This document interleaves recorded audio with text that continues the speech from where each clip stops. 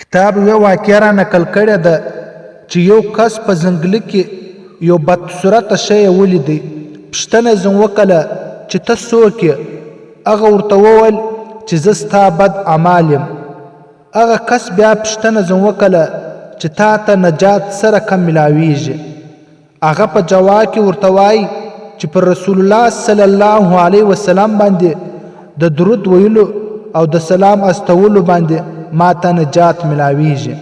لکه څنګه چې نبی علیه الصلاة والسلام فرمایي چې څوک پر ما باندې درود او سلام وایي د ده دپاره به په پل صراط باندې نور وي.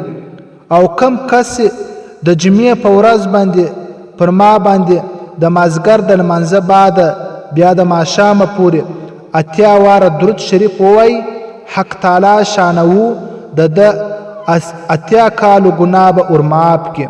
قدرمنو مسلمانانو، درود شریف ویل دا پر هر مسلمان باندې لازم دی چې د نبی علیه الصلاة والسلام سره څوک محبت کول غواړي او څوک محبت زیاتول غواړي، هغه دې پر نبی علیه الصلاة والسلام باندې درود شریف زیات وایي.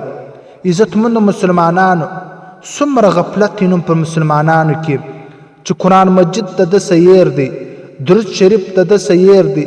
صرف دغه یو موبایل دی، 24 غنټې دی په موبایل باندې اخته وي او د ده کم دا قیامتي وخت دی دغه موبایل ورضایع کړی دی. عزتمندو مسلمانانو، د جمعې په شپه پر نبی علیه الصلاة والسلام درود ویل زیات، د جمعې په ورځ ویل زیات، دا ډېر ثواب لري.